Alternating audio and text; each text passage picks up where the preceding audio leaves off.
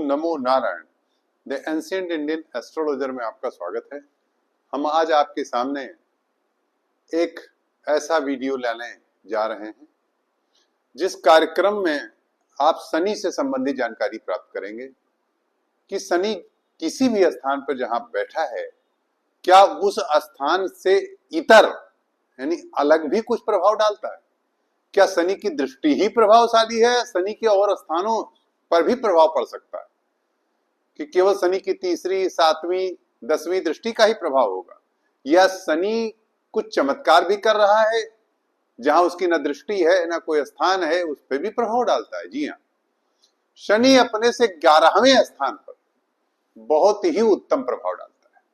आज मैं आपको बताऊं, शनि सदैव जहां बैठा है वहां से गिन लीजिए आप, क्यों 11वां स्थान कौन सा है जहां शनि स्थित है आपकी कुंडली में। मेरे ज्योतिष बंधु, मेरे साथी, मेरे भाइयों, मेरे दर्शक दीर्घा, आप अपने यजमानों की कुंडली देखते समय बड़े आराम से इस बात को देखिए, बड़ी आसानी से, कि उनकी कुंडली में शनि कहां बैठा है। फिर शनि से 11वां स्थान गिन लीजिए, अर्थात पीछे जाइए तो एक स्थान छोड़ के हो जाएगा 11वां स्थान, पीछे से तीसरा और आगे से 11वां। इस तरह से जो 11वां स्थान होगा शनि से, वो बहुत बली होगा।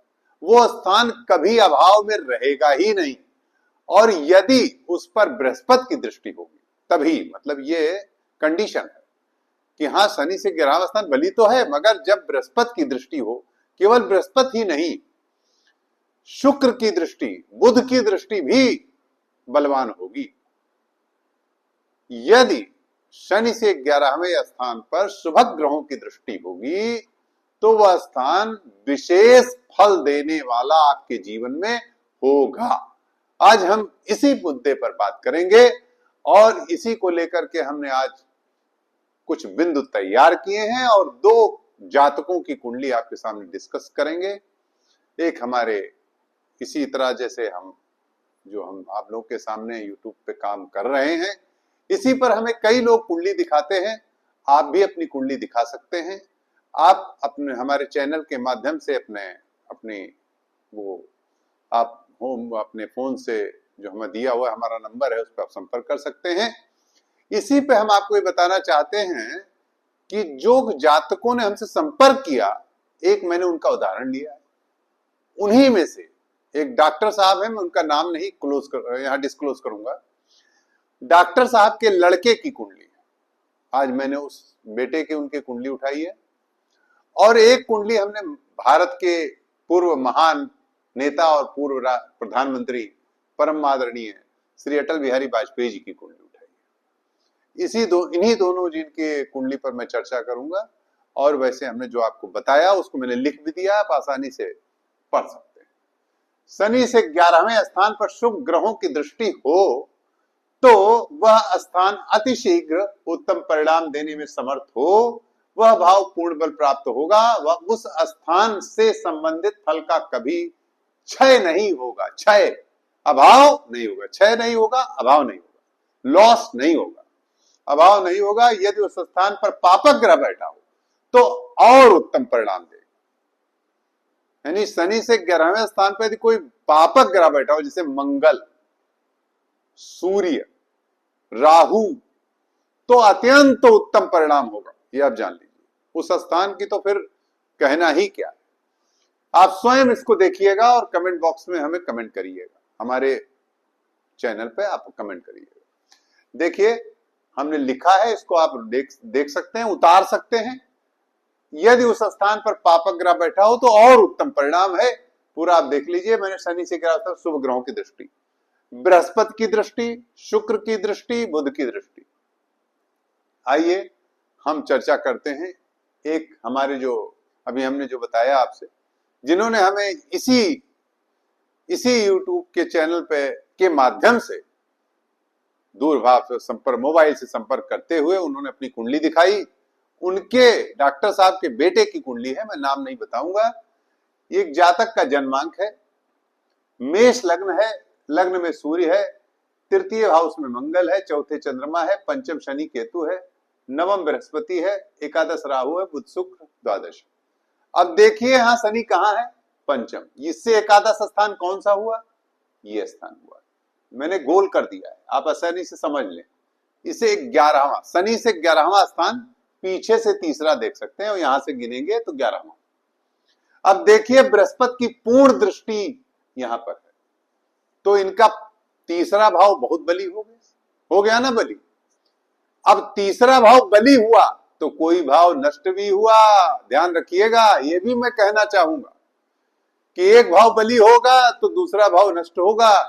अब ये बली हुआ तो ये भाव खराब हो गया, जबकि चंद्रमा स्वग्रही होकर बैठा है। अब यहां पर मंगल जो तृतीय हाउस में है, ये कहीं ना कहीं यहां से हटाता है। ये मंगल जो तृतीय हाउस में है और यहां पर बृहस्पति की दृष्टि है, गजब का। आज मैं ये, जैसा कि उनका कहना था कि आप भविष्य के बारे में भी बताइए, जैसे आप पूर्व की घटनाओं के बताते हैं और उनका उदाहरण देते हैं, तो मैं आज भविष्य बता रहा हूं कि ये जातक बहुत ही प्रसिद्ध और नामी व्यक्ति होगा, क्योंकि मंगल पापक ग्रह स्थित है और बृहस्पति देख रहा हो। ये सोशल मीडिया का भाव है, पराक्रम, सोशल मीडिया से जुड़ा भाव है और रिलेशन, पब्लिक रिलेशन को, यानी ऐसे व्यवहारिक जगत को प्रमोट करता है ये हाउस, थर्ड हाउस।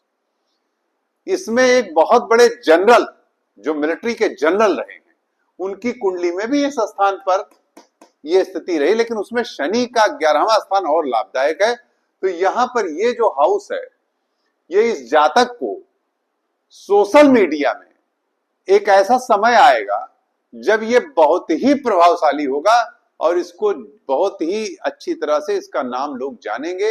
एक प्रभावशाली व्यक्ति के रूप में ये समाज में प्रतिष्ठित होगा, क्योंकि ये हाउस थर्ड हाउस।